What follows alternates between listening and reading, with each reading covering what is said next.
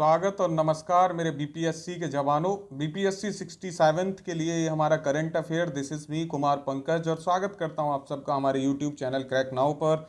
बिहार का कोई भी एग्जाम आप दे रहे हैं 2021 के लिए, बहुत महत्वपूर्ण ये करंट अफेयर 2022 तक ये चलेंगे इवन, बट 21 के लिए अभी हम एग्ज़ाम की तैयारी कर रहे हैं तो 21 पे बात करेंगे।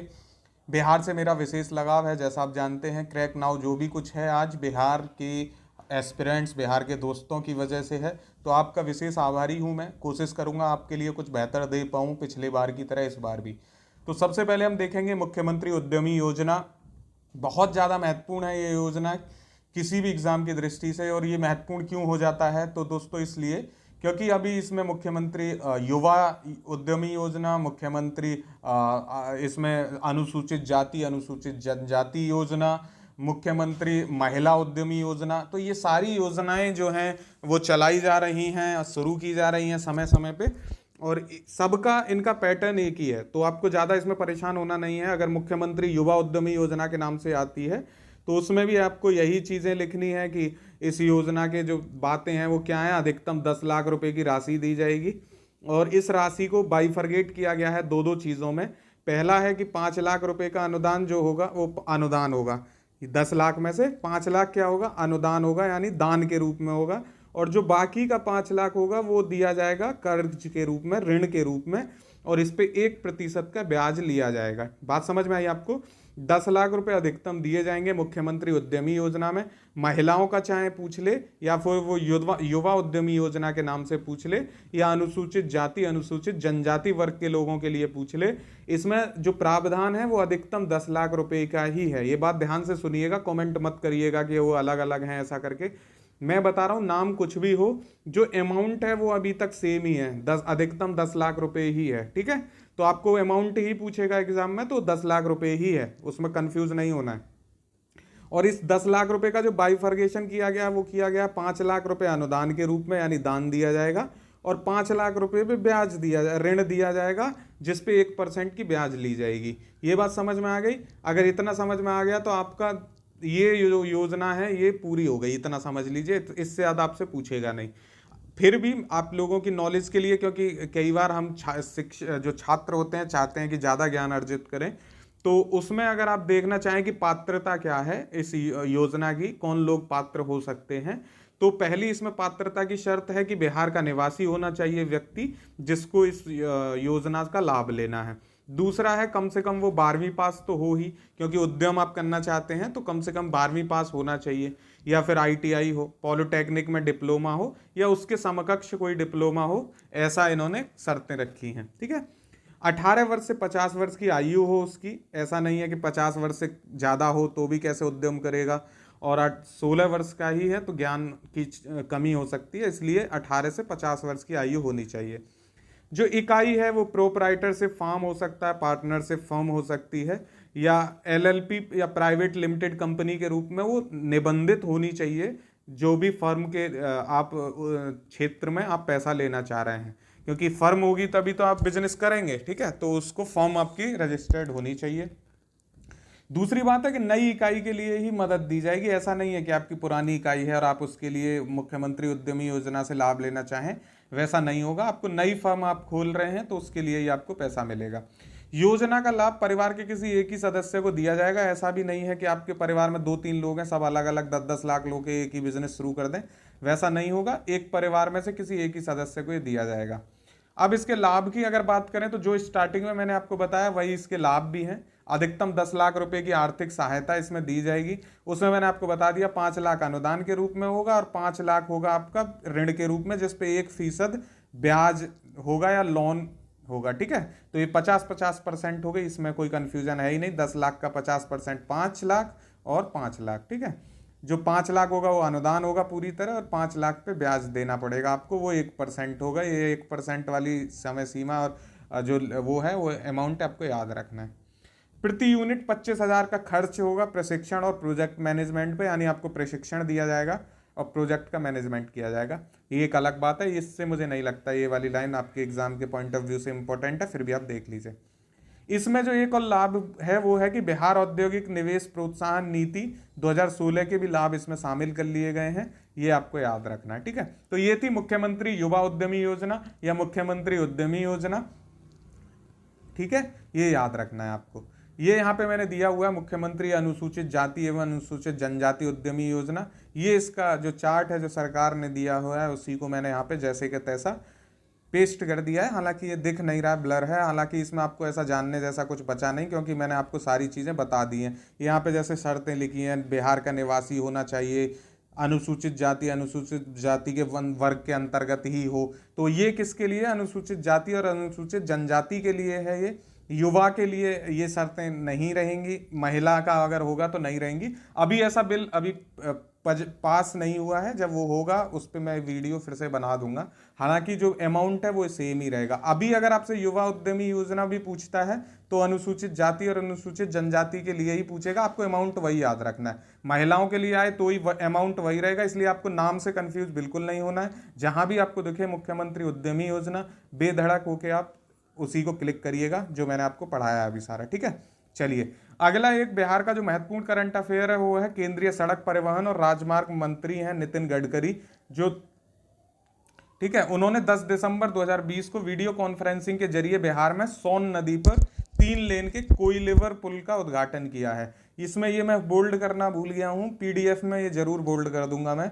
सोन नदी पर 3 लेन के कोइलेवर पुल का उद्घाटन किया गया है। तो इसमें जो आपको याद रखना है, सोन नदी पे किया गया है और 3 लेन का है और कोइलवर पुल का उद्घाटन, तो इसका नाम क्या है? कोइलवर पुल, ठीक है।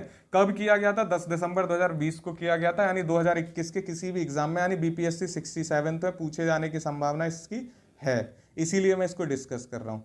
इस पुल के निर्माण पर 266 करोड़ रुपए की राशि खर्च की जाएगी, ऐसा इन्होंने बताया। नए पुल को जो नाम दिया गया है उस पूछा जा सकता है, तो वशिष्ठ नारायण सिंह पुल के नाम से इसको जाना जाएगा, ये आपको नाम याद रखना है। बीपीएससी वालों मुझे एक बात बताओ, वशिष्ठ नारायण सिंह की क्या भूमिका है बिहार के लिए? मुझे कमेंट करके आपको जरूर बताना है। क्वेश्चन यहाँ से बन चुका है पहले भी हिस्ट्री में। आपको वशिष्ठ नारायण सिंह जी के बारे में बताना है, जिनके नाम पे इस पुल का नाम रखा गया है। सोन नदी पर ये पुल है, ठीक है, और ये इसका नाम क्या है? ये माफ कीजिएगा, हाँ, सोन नदी पे ये पुल है और इसका नाम क्या है? कोइलवर पुल, ठीक है।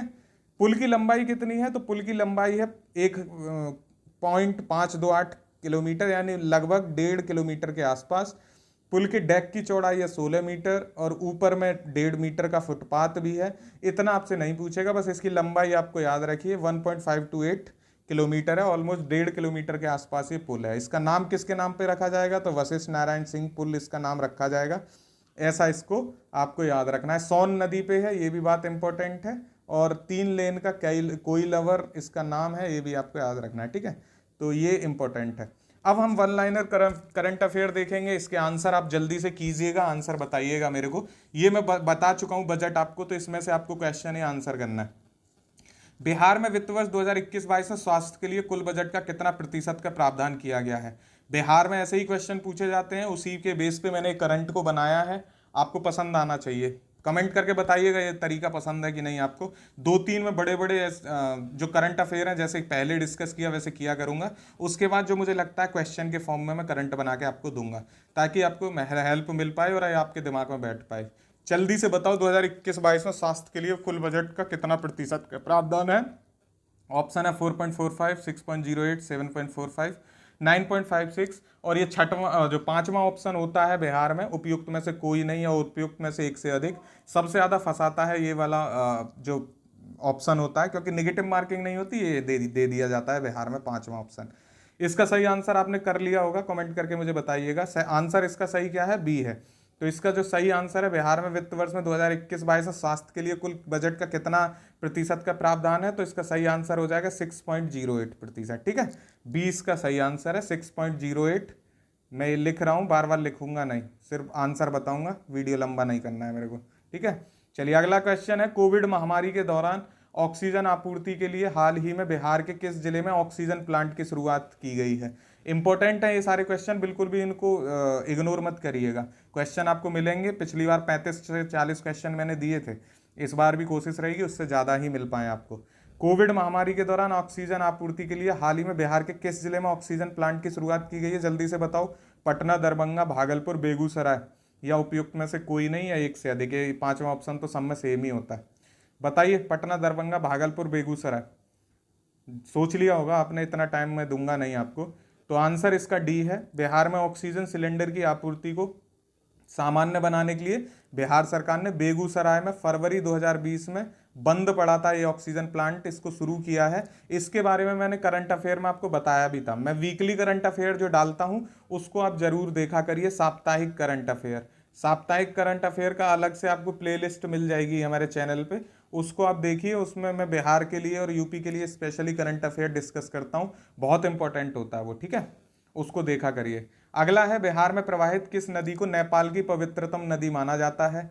ये जीएस कम करंट है क्योंकि ये न्यूज़ में रही है ये नदी, इसलिए इसको हम यहाँ पे देख रहे हैं। ऐसे क्वेश्चन बनते रहते हैं बिहार में, आपको पता होगा, आपने बिहार पहले भी दिया है तो एग्जाम। तो बिहार में किस नदी को नेपाल की पवित्रतम नदी माना जाता है? गंडक, कोसी, सरयू, बागमती में से जल्दी से बताइए ऑप्शन, इसका सही आंसर क्या है?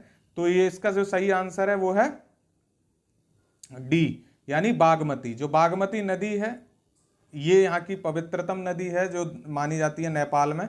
और इसके बारे में क्या है, नेपाल में हिमालय की महाभारत श्रेणी से निकलती है और बिहार में प्रवेश करती है। नेपाल की सबसे पवित्र नदी माना जाता है बागमती को। मैंने बिहार की नदियाँ पढ़ाया हुआ है, वहाँ पे आप बागमती को देख सकते हैं, कहाँ पे प्रवेश करती है, किस में मिलती है, सारी कुछ चीज़ें आपको मिलेंगी वहाँ पे। बिहार के किस जिले में साक्षरता दर सबसे अधिक है? करंट प्लस जीएस का ये क्वेश्चन बनता है। बिहार के किस जिले में साक्षरता दर सबसे अधिक है? भागलपुर, रोहतास, पूर्णिया, सहरसा या उपयुक्त में कोई नहीं? सारी चीज़ें मैं पढ़ा चुका हूँ आपको, बीपीएससी 66 में मैंने आपको बताए थे सारी चीज़ें। आप वीडियो देखिए चैनल से, काफ़ी हेल्प मिल जाएगी आपको। तो किस में है? रोहतास में है, इसका सही आंसर होगा बी। बिहार के किस जिले में सबसे ज़्यादा साक्षरता है? रोहतास में है, ठीक है। बिहार का निम्न में से कौन सा एयरपोर्ट ग्राहक संतुष्टि सर्वे सूचकांक 2020 में पूरे भारत में तीसरे स्थान पर प्राप्त किया है?